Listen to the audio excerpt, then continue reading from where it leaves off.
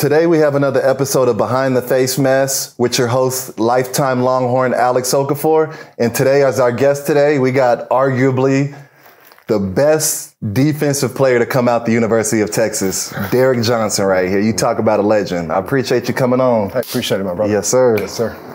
Okay, so we always start with where are you from and where'd you grow up? What did your upbringing look like? What was that family dynamic like for you?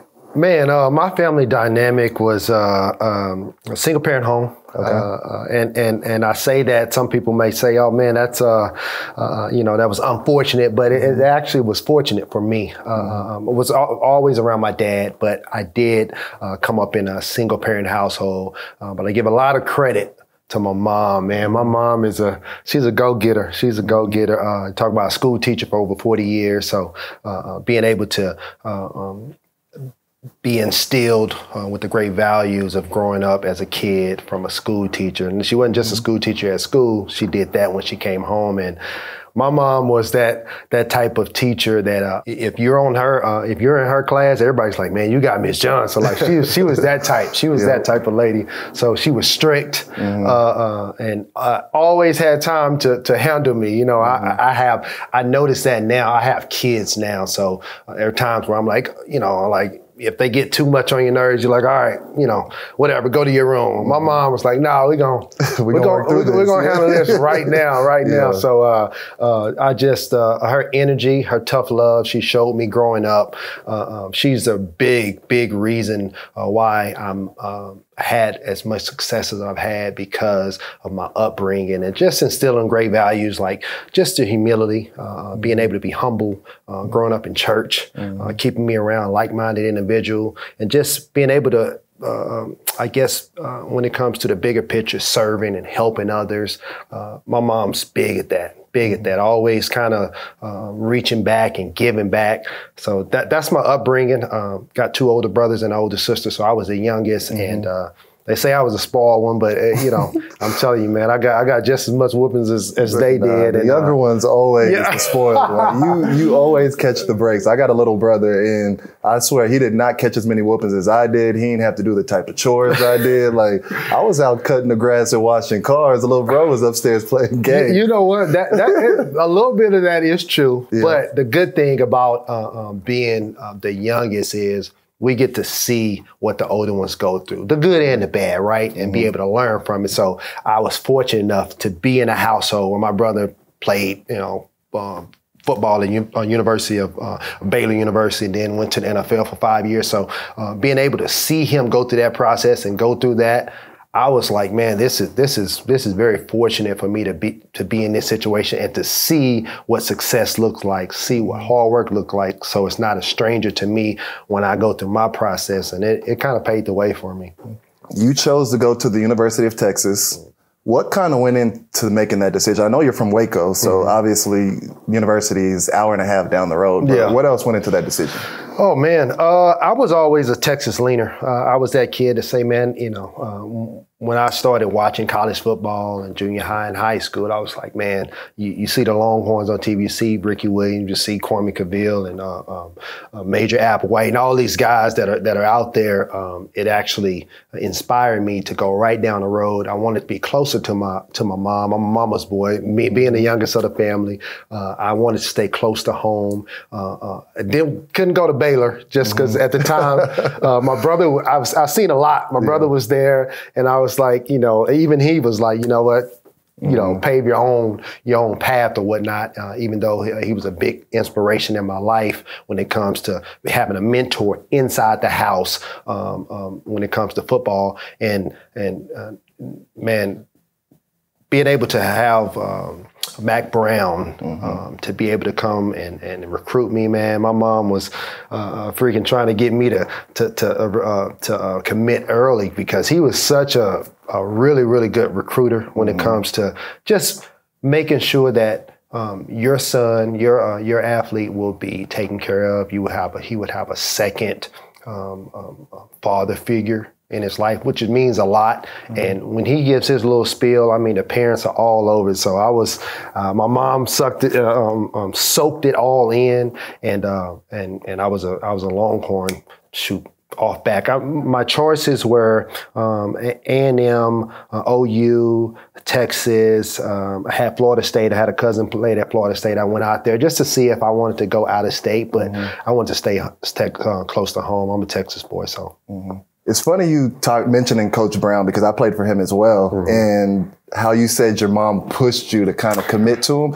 Like Coach Brown changed like the recruiting landscape when he was here, because I remember recruiting classes would close out when everybody's senior year would end. Coach Brown, he'd have his recruiting classes wrapped up by junior day. Like I remember the whole class would be filled out by junior day, and it just kind of shows like what kind of man, what kind of mentor he was, what kind of coach he was. And it was just interesting hearing you say that. And that resonates with me. Yeah. So with that, early on in your career at Texas, was there like a mentor that you would lean on that helped you get acclimated? Oh, man. Early on, again, my family dynamic helped me so much because I seen my brother go through the college career and collegiate, just being a student athlete and knowing how to conduct yourself on a high level and succeed at a high level. So I was very fortunate. A lot of kids didn't have somebody in the household that they say, man, I know how to conduct myself outside. I know the influence my mom and influence my brother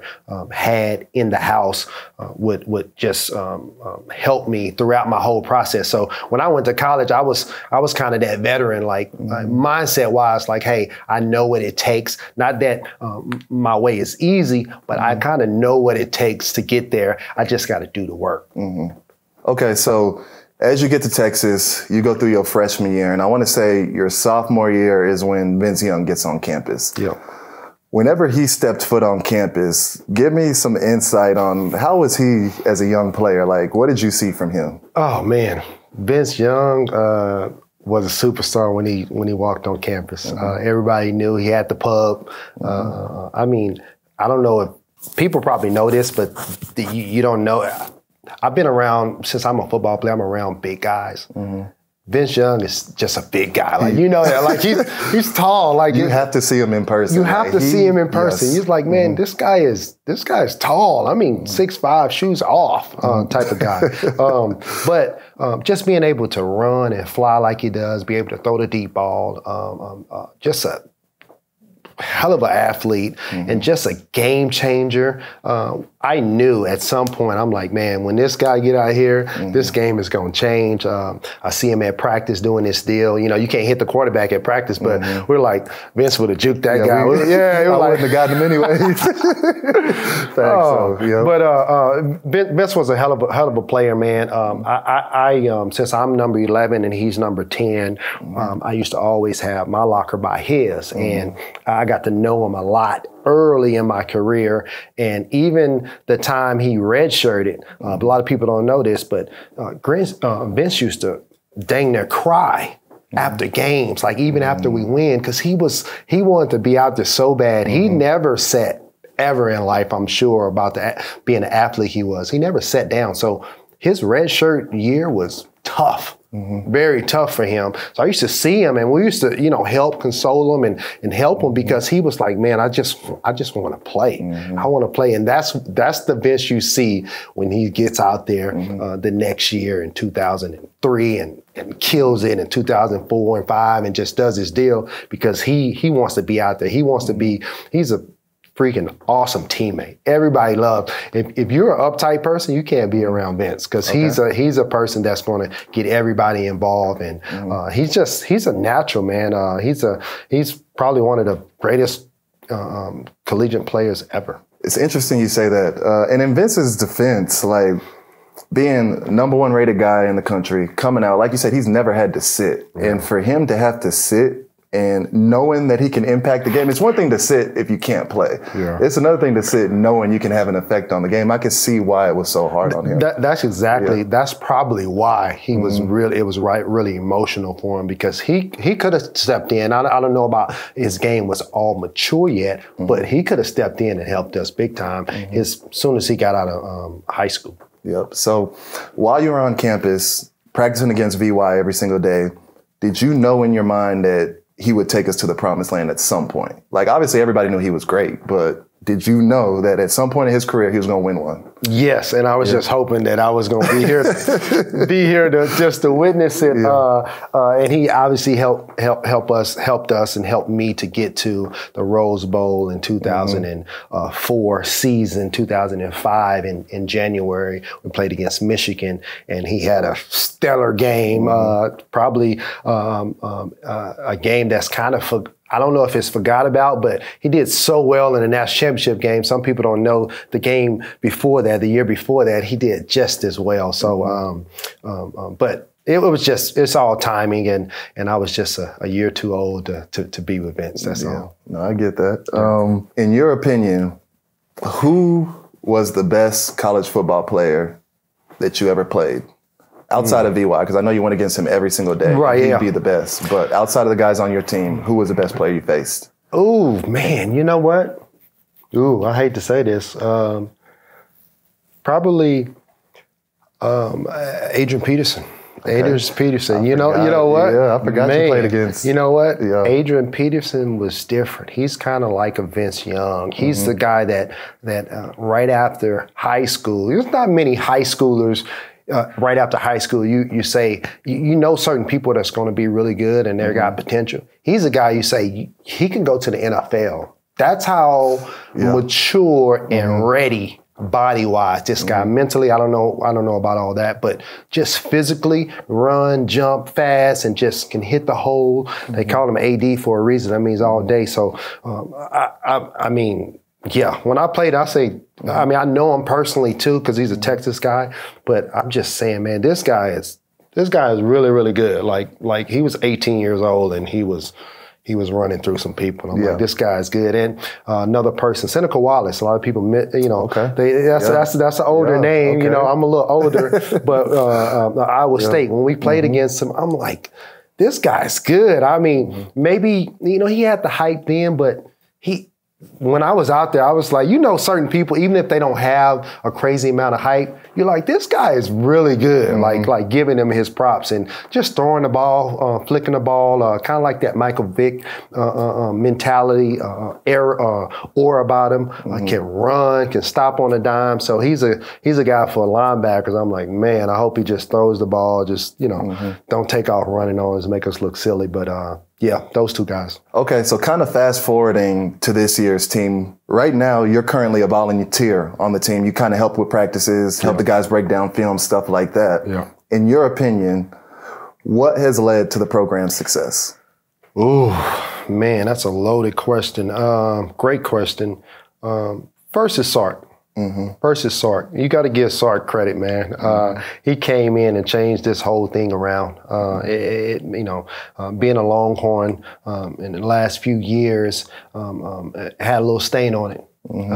And we're removing that stain. Oh, that's a nice way of putting it. Yeah, had a little stain on it, right? To say the least. Yeah, had a little stain on it. But Sark is doing it the right way. You talk about mind frame, you talk about being tough all day, you talk about just culture fit, just being, having everybody mentally ready. He's got that NFL mentality, and believe it or not, these guys are professional athletes now. So Sark is perfect for this era. He knows how to relate to kids. And I know this personally because I'm out there and I hear the speeches and I hear the talks that Sark is talking about. And I'm in the back. I mean, freaking saying amen. I'm like, because and certain things that coaches say, certain things that we know about football that breeds success. I'm like, man, I hope he just stays right there. Or I hope the kids are really relating to what he's saying because it's true. And it's proof in the pudding at the end of the day. The players as well. The players got to buy in. Don't get me wrong.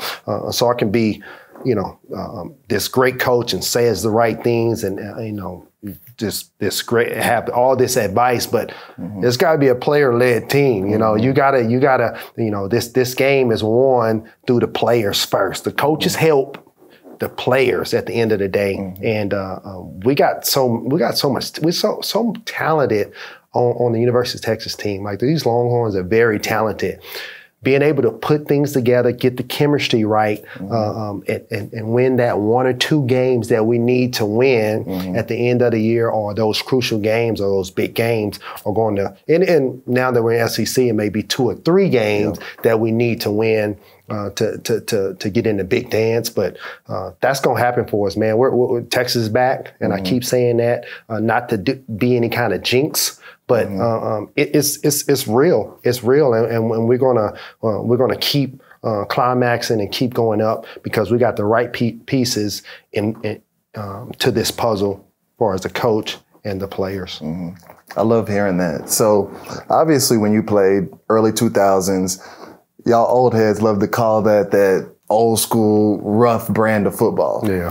When game has changed a little bit. Yeah. When you looking at this year's team and the guys that you've worked with, is there anybody on the team that stands out where you're like, ooh, he doesn't have to be the best guy on the team, but he's like, oh, he could have played back when I played. Like he got that old school feel. Yeah. Anthony Hill all the way. And why you say that? Because I've seen it. From a standpoint of playing at a high level when I was here at the University of Texas back in the early 2000s and throughout the NFL. Anthony Hill's a guy that others around him are going to have to pick it up because he's going to call them out. Or he's going to, that guy where you say, hey, if you're going to be out here working, if you with Ant, he's going to beat you in some drills, he's going to do some stuff, and he's going to let you know about it. Like his level of excellence and where he wants to be, where he wants the team to be, is a big deal. He wants to win. When you got a middle linebacker that wants to win and he's holding other people accountable, you can win that way. You can win that way. And it's not just him. I call him out because I am a linebacker. I'm biased when it comes to linebacker, but you need that staple guy in the middle. And Anthony Hill is that guy for University of Texas, especially on defense. Yeah, I love hearing that because when people ask me, like, what are the most important, like, characteristics of a good leader, to me, I always give the same answer. I'm like, how do you get the most out of everybody around you? How do you uplift the players around you? And you basically just hit it right on the head with Ant Hill. You said he challenges his teammates. He's getting the most out of guys. He's going to call you out if you ain't living up to your potential. Yep. So I love hearing that. And it sounds like the team and especially the defense is in good hands with this dude. Yeah, absolutely. Absolutely. And being able to mentor and help the linebackers at time as I'm volunteering, I see it all the time. And you talk about questions, he's the type of guy that he's going to ask a bunch of questions, and I love that, right? He's just curious about getting better. We obviously knows he's big, strong, and fast. He can run. He's got the physical ability, but at the end of the day, it's about the mental aspect of the game. That's going to help you to have longevity. That's going to help you to just to be a step closer. This is a game of inches, and if you can anticipate here, anticipate there, you can make a lot of plays. And a lot of people see highlight plays and somebody hitting somebody or making a play in the backfield. It's all about formation recognition. It's all about moving this way. It's all a game of chess, right? It's you have mental gymnastics going on in your head before the play to help you to play smoother and move faster during the play. Okay, so speaking on a guy like Ant Hill, who you said has that mentality of that old school player, kind of like around the time that you played, I'm going to give you a couple fun comparisons about current guys and guys that you played with. Yeah. If I'm comparing Bijan and Cedric Benson, RIP, what would you have to say about those two? Not necessarily who's better, but what separates the two? Oh, man.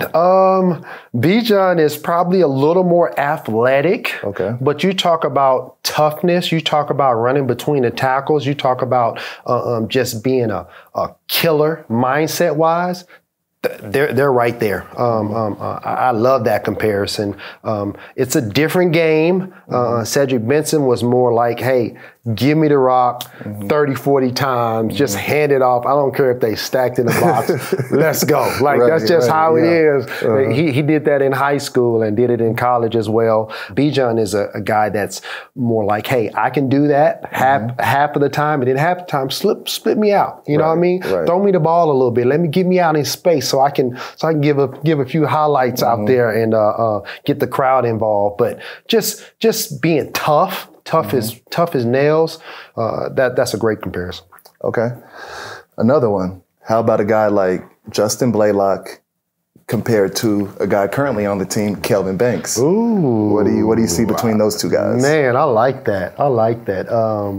Justin Blaylock is one of the best linemen to ever come from University of Texas. And he's not a very showboaty guy. He's not very, he's not loud outside of the football field. He's low key, and not to interrupt, like the first time I ever met him, I didn't know it was him. Yeah, that's how he is. I had no idea it was Blaylock. Yeah. That's how he is, and he just been just a hard worker throughout the whole time. I'm a year older than him, so I've been against him. And you talk about a guy that's very athletic, doesn't talk no noise, but he'll let you know, like if you say something to him, he'll let you know through his physical attributes, like okay, you shouldn't have said that. So, but being able to play with Blaylock, I think the athletic side, when it comes to Justin Blaylock and Banks, they are very similar for us being athletic and tough guys, smart guys too.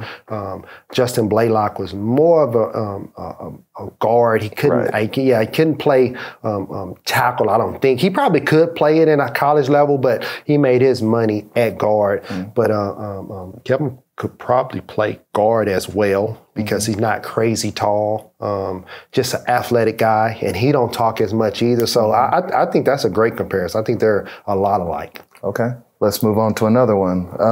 And this might not be fair for either player, but how would you compare Roy Williams to Adonai Mitchell? Wow, you talk about two super athletic. First, let me talk about Roy Williams. Roy Williams was a year older than me, but he was a part of the big three receivers with Roy Williams, B.J. Johnson, and Salone Thomas. Roy Williams was a freakish athlete, and he wasn't even a weight room guy. When I say weight room guy, you never seen him in the weight room doing a bunch of stuff. But when it's time to do our 225 or whatever testing, he would go off the charts. I'm like, what's like? He was that freaky, special, talented guy that would run and catch the ball. If the ball was short in practice, he would catch it behind his back, like that kind of stuff. Where you're like, man, just made the game look easy. Yeah, come on, bro. Like how you do that? Yeah. But Roy Williams just a great athlete, great hands. Obviously, early first round pick.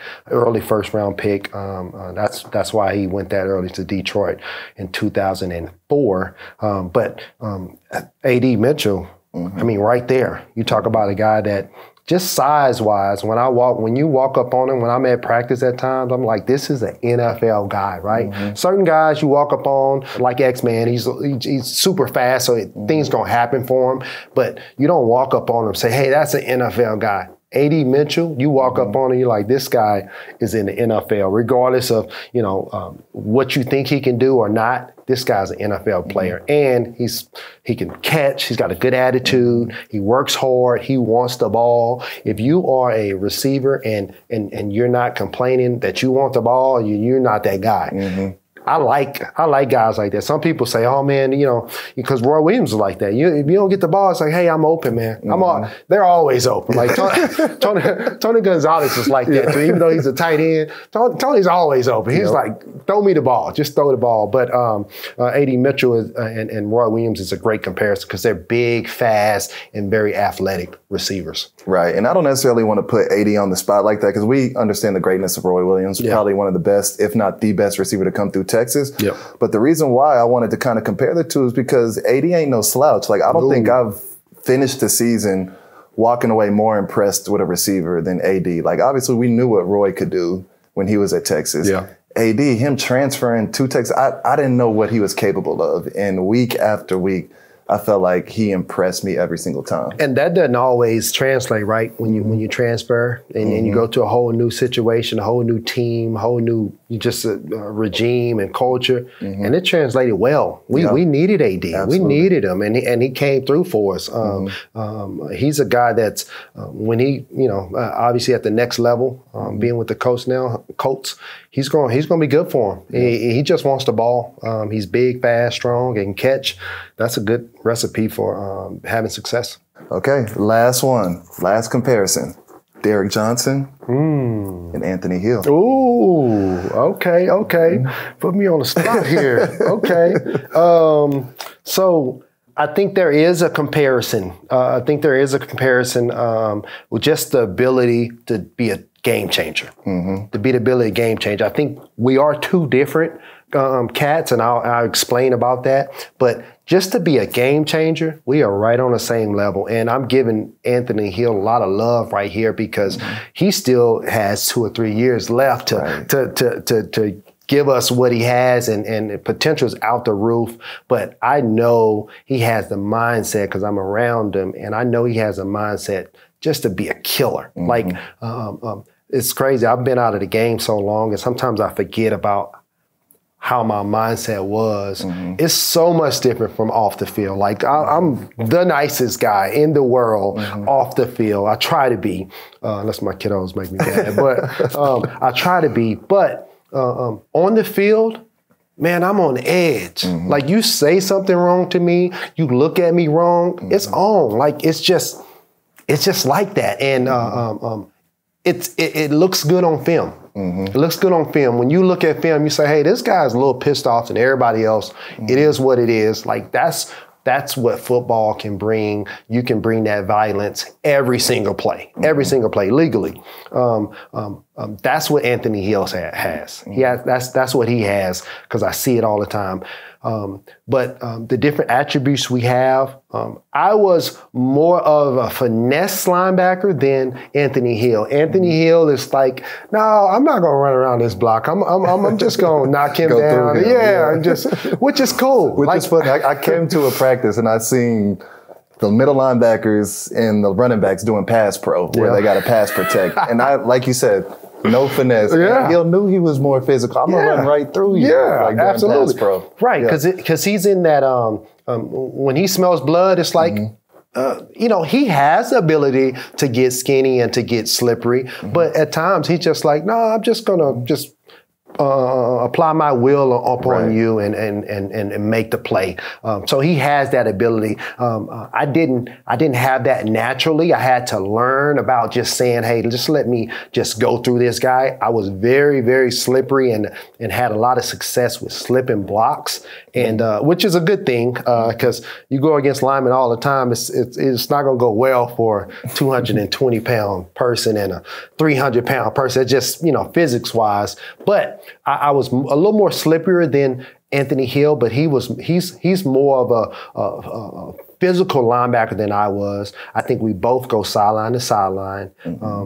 Anthony Hill rushes the passer better than me. He's naturally, you can literally on third down put Anthony Hill on the edge and let him rush and say, hey, he's good against the best tackle you have. Like, that's what he is. He has that ability to do that. Me, not as much. I can cover. I can say, hey, put me on Darren Sproles, put me on the running back, put me on a great tight end. When I went to the NFL, it was all about covering Tony Gonzalez and covering Antonio Gates and all these really special tight ends, and not putting a DB in that position, but putting an athletic linebacker like myself in that position. So, by the way, it all works. So it's all about being a game changer, and me and Anthony Hill at the top of the list when it comes to that.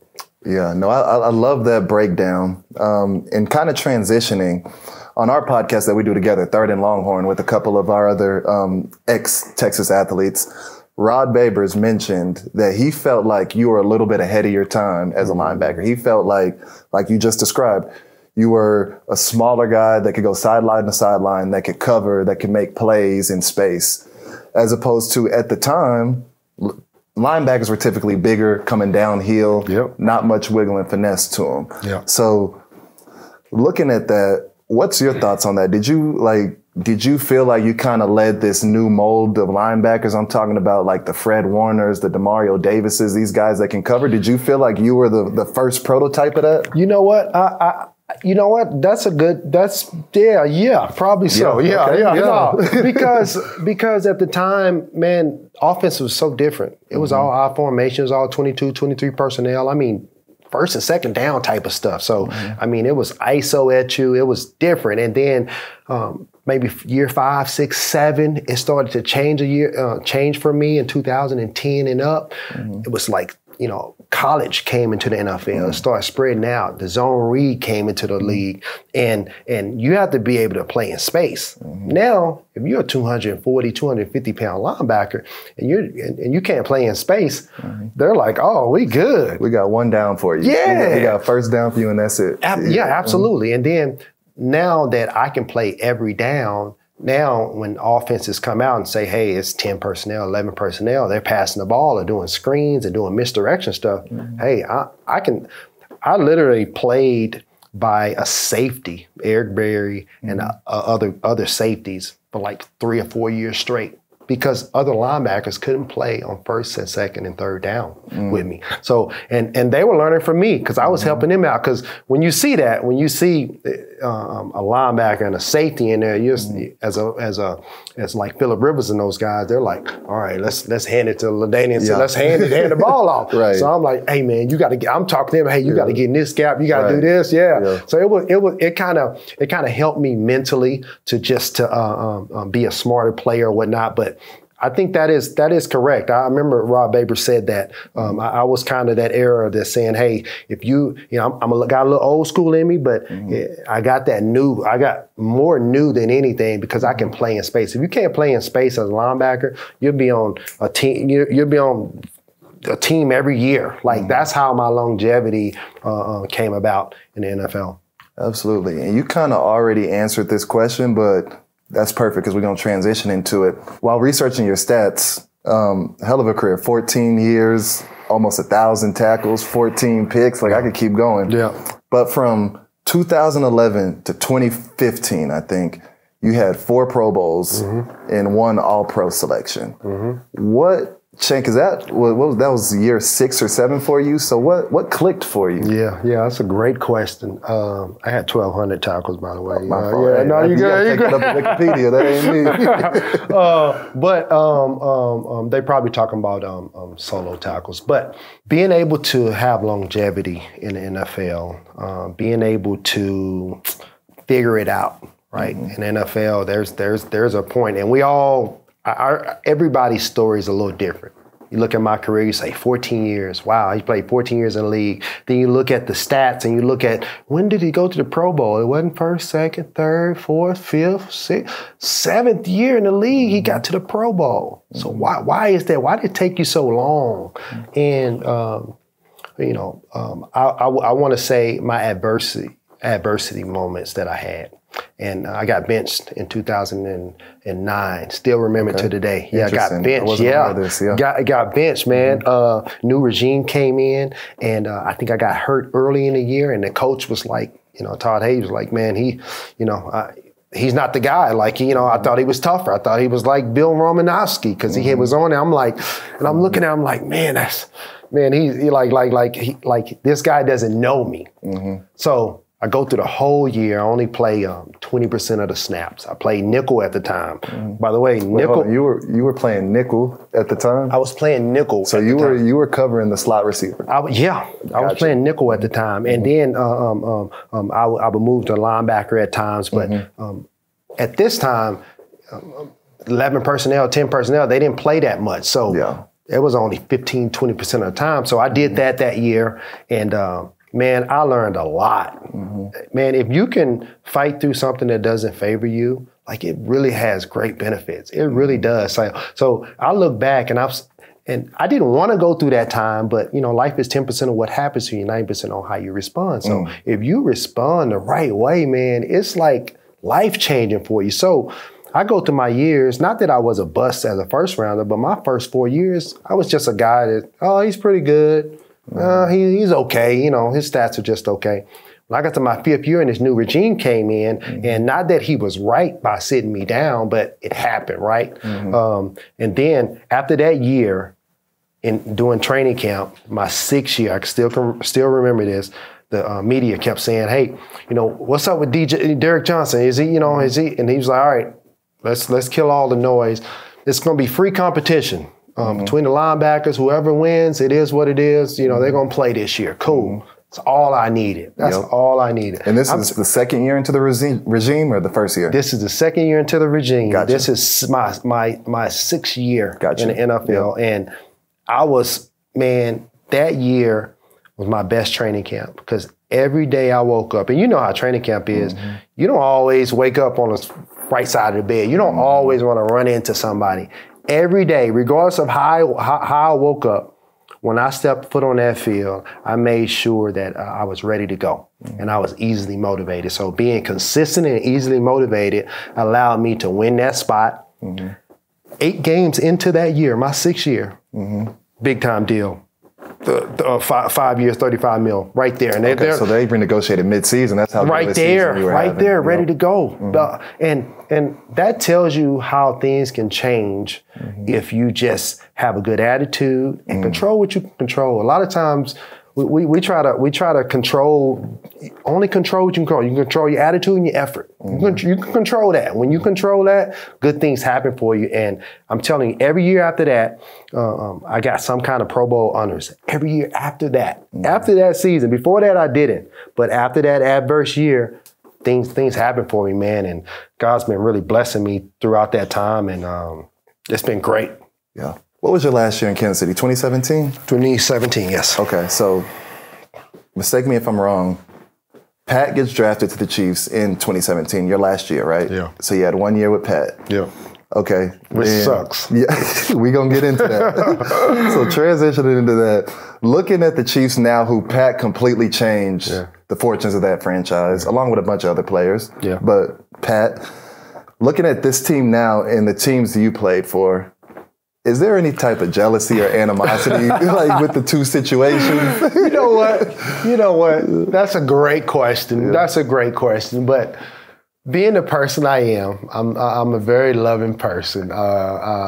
It's bittersweet. It's bittersweet. I'm a Chief at heart. I bleed red when it comes to the Chiefs, and I'm always a great supporter, the first cheerleader. Now that I'm, watching from the couch, play for them for 13 straight years, and seeing all the success that they had, they're having still today. I played with a couple of their players like Pat and Kelsey and these guys, Chris Jones, but these players are very well deserved. This coach, Coach Andy Reid, who I played 5 years with, they're getting their due. They're getting their due. I've seen what they're all about. Good character guys, like good things happen to good people, and that's what's happening now.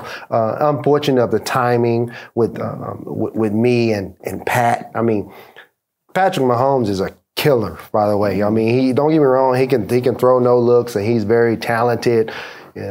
His angles on his arm can do all this stuff, but his mindset, he's a killer. Like, he can make every single throw, and it's nothing you can't tell him he can't do. Nothing. I still remember 2017, his first year. Didn't know much about him. I knew he was a Texas Tech quarterback, but Texas Tech quarterbacks always have big numbers. That's absolutely. Yeah, they always. So I'm like, okay. We moved up to get this guy, and I'm a big believer, and I don't want to hype up people out of college. Because in the league, it's always different, so you just never know. So you never want to hype him up too much. So I never hyped him up. In practice, he was our scout team quarterback. Listen, man, we never got fussed at that much doing scout team. Like, he was throwing no looks, Dad. I was actually getting upset with him, like, he's playing around because he's looking this way and throwing that way. You can't do that. As a rookie, mind you, as a rookie. He's out there doing this. And I'm like, and now that I'm look back, I'm like, oh, that's him. That's him. So he was good then. He could have stepped in then. I remember the last game of our during 2017, we made the playoffs, and we let all the rookies play and let certain young players play that haven't played. Everybody knew Pat was gonna play. We on the sideline, popcorn, looking like y'all know he's gonna put it on the show. Knew he's gonna put on the show because we seen it all year, and he did, and he's still putting on the show. So okay, so I've mentioned this to you on multiple occasions, but I truly view you as a mentor of mine. With current players in the league right now, if you could give them one piece of financial advice, what would it be? I would say the obvious one is save your money, right? But I'm being realistic and relatable. You're gonna spend some. You're gonna spend. You're gonna spend some things that you don't want to spend some money on. Just don't get hooked up into. If it's one thing, don't get hooked up into the get rich quick schemes. Like it's a lot of people that have these get rich quick schemes. Don't get me wrong. It's a million of them, and a couple of them may pop. But it's just percentage-wise, it's not going to happen. So when they talk really fast, when others talk really fast, whoever it is, it can be somebody you know or somebody you don't know. If it's talking really fast, slow down. Nah, that's probably not good for you. If it makes too much sense, where you're just like, well, why don't you do it? Yeah. why don't you do it? I'm not going to do that, you know? But other than save your money, don't get caught up into the get rich quick schemes. I'm with you. That's a good point because people know how to make stuff sound really good. And people talk about you getting your full return back guaranteed within a couple years. Like something like when you start really diving into investments, you see that it takes a while for investments to mature. And even if it's a great investment, like it still takes a minute. So anytime you hear you guaranteed to get your money. First of all, like you said, when you hear the word guarantee, some antennas got to go up, right? Like, hold on. But then when they talk about guaranteeing it within a couple of years, then now really I'm on high alert. So I think that's some awesome advice. Kind of the other side of that, what's one piece of relationship advice would you give to current players? Relationship advice. Probably communication. Communication, being able to be on the same page. I think having a balanced life off the field helps you on the field because there's going to be some busyness, some rockiness off the field that can hurt you on the field, and you might not think it does. It does because we're all human. We put on a cape on Sundays or Saturdays and play our football games, but some things off the field hurt us as well or affect us. And being able to be in a relationship, and I'm talking from a person that's done it bad and done it good. So being able to be on the same page and have communicative skills, and I'm still working on that. That's something that, as for men, we have to continually to evolve and get better and press into, because it's natural to be like, I'm good. I don't want to talk. I don't want to do this. But being able to talk and get our feelings out and tap into that vulnerable side, I think it really helps us to navigate better. And when we can do that, then we can serve better. We can help others. I'm with you. That's a really good point because you got to make sure you got peace at home. At work, it's already hectic enough. On Sundays, it's more than you can chew. So it's a lot going on around being a professional athlete. You don't want to go home and still have to deal with that mess that's going on. So I don't think people understand the chaos as a football player. Like, especially in the NFL. Looking back, we handled a lot then. Like almost in a way of it's not normal. Like it's not normal the way we functioned then and had to push through. Regardless of what was going on off or on the field, you had to push through. Like as a professional athlete, especially in the NFL, like you got to compartmentalize so much. Oh man. Like almost to the point where you can almost lose a piece of yourself because you're just trained to keep it moving. Yeah, you do. And there's some pros and cons to that, right? There's some pros and cons to being able to say, hey, I got a lot going on, but I'm not on the floor. I'm not down and out. It's a good quote that I heard from Andy Reid. It said, this was a preseason mindset that helps you. It helps me in general in life, but this was a preseason mindset. Coach Reid said, it's never as good as you think it is. It's never as bad as you think it is, but just keep getting better. And if you have that mindset, that kind of lets you know when things are bad, hey, have this mindset on, hey, it's not that bad. We just got to keep getting better, and just kind of help you to just have a better mindset. And when it's really, really good, hey, letting you know, hey, we still got to go to work. Have that humble mindset, knowing that you haven't figured it all out yet. Okay. So last question.